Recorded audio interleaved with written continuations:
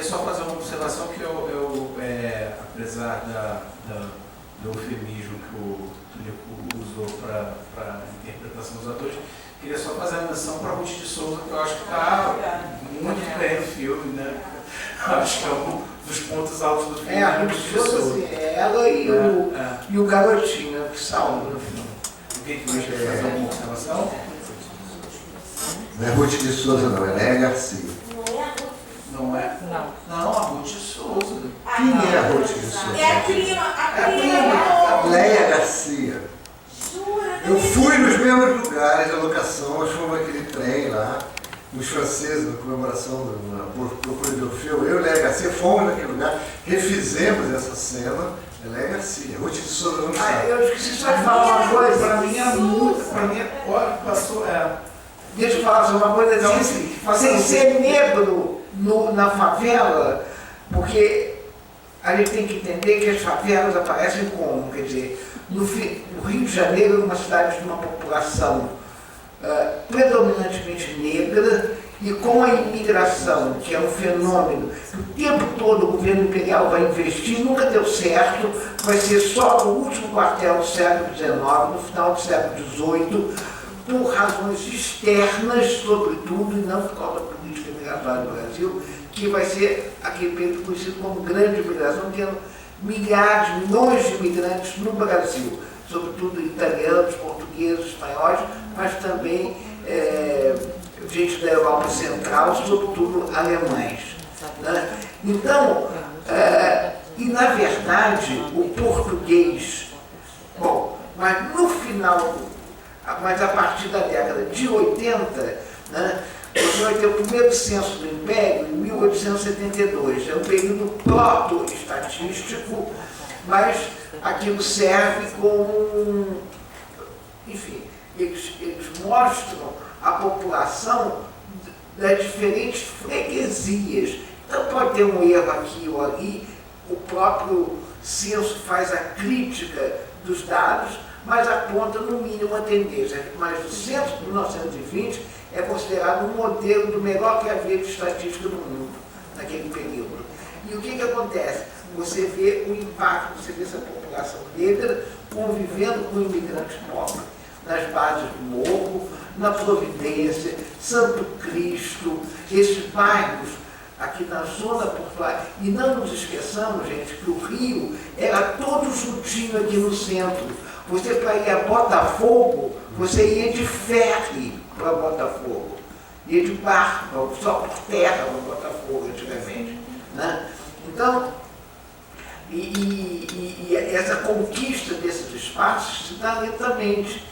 E a cidade vai se hierarquizando socialmente do ponto de vista territorial também. É lógico que a grande reforma vai acontecer na virada do século XX, né? Mas a favela aparece no final do século XIX. E nós temos, não apenas, eu tenho registrado, não apenas negros, inclusive escravos ainda, porque eu tenho isso desde 72, né, e a abolição só em 88, convivendo com imigrantes italianos, portugueses, espanhóis pobres, mas também com muitos migrantes nordestinos. Né? Inclusive vai ter muito casamento, eu estou trabalhando com os livros das paróquias, e meu grupo de pesquisa de imigração, e tem muito casamento. Então, o português aparece ali como uma figura exótica, gostando da mulata, simpático, beijinho, beijinho, mas na verdade essa presença era muito maior. Né? Só então, para assim, só me corrigir então. Aquele cara que faz que pega o gramofone dele, é o Tião Macaré? Eu acho que é. Eu achei uma referência precisa, mas é. Aquela cara é. E a Euridice quem? Euridice é uma atriz americana chamada Marpessa Down. Que ela fez 2 filmes famosos, esse e o outro, morreu 6 meses depois do Breno Mello. Ele morreu, ela morreu em seguida. Que é o ator, que era o jogador de futebol e tal. Ele está dublado? quem canta é Agostinho dos Santos. Aliás, a dublagem do filme, vendo assim, ela é francamente horrorosa, mas enfim, era... Só uma pergunta. Aquela favela, os barracos, o ambiente é cenográfico ou tinha alguma coisa? Não, pelo que eu soube é tudo cenográfico. Tudo cenográfico. Até porque não é muito grande aquele conjunto, ele é pequeno. Grande, tem aquela ruína ali. É a ruína aproveita a ruína. Tem aquela ruína ali, a gente não consegue A casa ver. do Orfeu, aquilo não existe uma favela, não sei se vocês repararam, chega a ter um azulejinho, assim. Muito bem, uma coisa que eu reparei no Tonico, por exemplo, aquele interior das casas da favela não tem nada a ver com a tradição brasileira de favela, mesmo naquela época. Por exemplo, o negócio de ter animal dentro de casa é muito da tradição europeia. Ter o carneiro, ter o cabrito, ter o galo dentro de casa. O brasileiro não tem essa tradição de ter galinha dentro de casa. Não tem. E aquelas fachadas, a gente vê que não tem nada a ver. Na verdade é tudo cenográfico. Nós comentamos isso na hora. Na verdade é cenográfico. Ali as bandeirinhas de São João, né? Para vocês saberem, 80% do carnaval é falso também, foi feito por filme. Vai ter que deixar como não aproveitaram, né? Não, tem uns flashes do carnaval, mas na verdade o grosso do carnaval foi feito para o filme mesmo. Mas as imagens da cidade foram... As imagens da cidade foram feitas na cidade, são fantásticas. Aquele início dele, quando ele está de bonde andando com ela, é maravilhoso, que é um registro documental da cidade do Rio de A Janeiro. construção do monumento. A lotação. O último plano dos pracinhos ainda, o monumento dos pracinhos ainda de construção. E depois quando ele fala que são 15 andares de papel ali... O Ministério que trabalha... Não tem, isso eu não sei, isso eu não sei. Uma das escadarias é a Lerna. Quando ele... Aquela de Ela é redonda, ela é. É. Que bonito esse plano. Aquela cena é muito bonita. Parece a Biblioteca Nacional e depois você olha de novo e não, e fica a Lerna. Ah. E a fala dele, né? Esse é um lugar não onde você encontra, mas olha ali que as pessoas se perdem, né?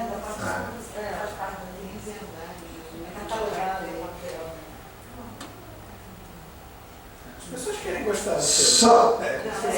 Não, olha só, eu vou falar para você, as pessoas não querem gostar, as pessoas gostam do filme. Gostam do filme. Essa versão é mais bonita, eu acho. Do que a do. A maior, tá bom. Você gosta mais da outra? Não, eu gosto mais dessa. Eu sou fã dessa. Mais pelo que o filme representa do que pelo que o filme é. Certo? Você tem que considerar que é um filme de 59, entendeu? Que é um filme feito sem quase dinheiro nenhum. Portanto, assim, esse filme foi um escândalo, ganhou dinheiro no mundo inteiro. A Lourdes diz que o Marcel morreu alguns anos depois, ele falou assim, ele morreu e me deixou bem, o filme foi bem posta na vida, porque ele ganhou muito dinheiro com esse filme. Né? E aí, em seguida, veio fazer um filme no Brasil que teve dinheiro a rodo, chamado Os Bandeirantes. E aí foi para o Champs-Élysées, o Champs-Élysées estava cheio de banner, escrito Bandeirantes, Bandeirantes, Bandeirantes, e o filme foi um fiasco absoluto, total. É um filme que eu gosto muito também. Eu gosto mais do que o terceiro, porque é um filme da cabeça dele. Ele era muito louco, porque ele era maçom, ele tinha essa ideia de humanismo, não sei o que, tinha umas ideias de adorável mitologia. Então os filmes dele carregam sempre esse lado. Mas é um modo de contar filmes também, né? Tem que pensar que filme não é realidade, filme é discurso, e esse é um discurso dele em cima disso. Mas foi um cano absoluto o segundo filme, e ele teve todas as condições para fazer o segundo, que ele começa a filmar na Amazônia e termina no dia da inauguração de Brasília. O último plano do filme, ele joga os atores dele no meio da caminhada que as pessoas vão para a inauguração de Brasília. Isso é uma figura que nenhum brasileiro ousou fazer. Por isso que eu acho que ele é. E aí depois ele vai filmar Tenda dos Milagres, Otália da Bahia, exatamente quando Nelson está filmando na Bahia, quando Dona Flor sai.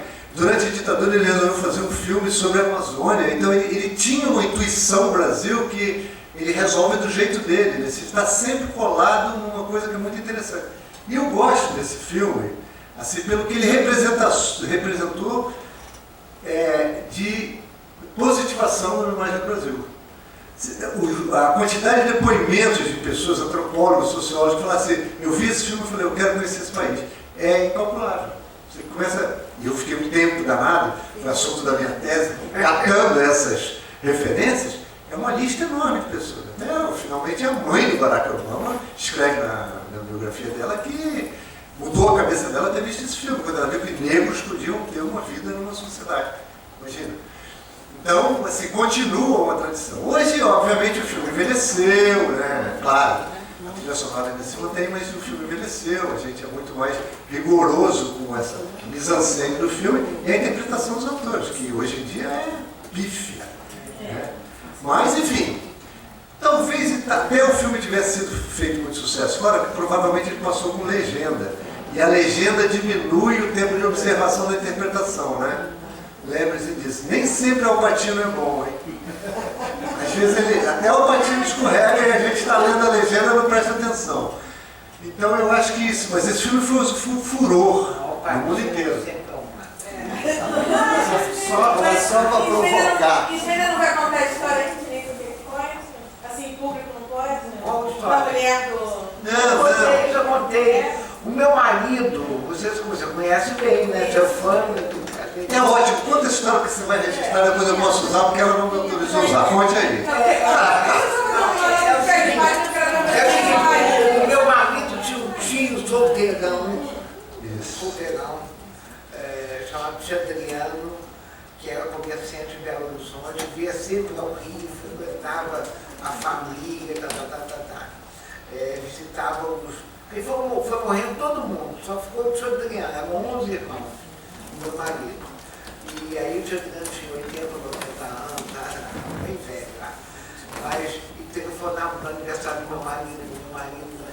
E tem um primo, que também é solteirão, fez o tio Adriano, e que botou ele, sei lá, ele botou todas as coisas, a libido dele toda, para fazer a história da família, a genealogia da família, e não fica lá cultivando. Esse ainda existe. Esse é vivo. Então, ele descobriu lá uma história do tio Adriano, que o tio Adriano tinha 2 filhas naturais. Uma que era uma senhora lá em Belo Horizonte, que era loira de não sei o quê, e outra que seria essa moça que foi filha de uma pessoa que trabalhou, não sei aonde, na casa do não sei quem, não me lembro. Teria sido uma pessoa que tinha trabalhado com alguém. Então, o encontro das 2 irmãs, não dele, mas das 2 irmãs, foi na minha casa. Entendeu? As 2 se conheceram, foi esse primo que mora no apartamento. De vez em quando ele traz um parente legal e fala assim: filho, será que você pode fazer um jantar para reunir as pessoas que você é historiadora? Lembra o seu primo? Desse primo? Eduardo. Eduardo, é isso. Eduardo já conheci. Então o Eduardo reuniu lá as 2 primas na minha casa, e ela contou essa história. Então, uma das filhas é essa esposa do... Essa esposa do Camilo, que fala muito pouco nisso. Nesse dia, na frente de todo mundo, que tinha assim umas 20 pessoas, ela falou muito pouco. Comigo, depois, em particular, ela conversou mais. Na verdade, assim, eu fui correndo atrás dessa história porque, por alguma razão misteriosa... Mas você soube que era filho... É uma história complicadíssima. Na verdade, o pai dela era um músico.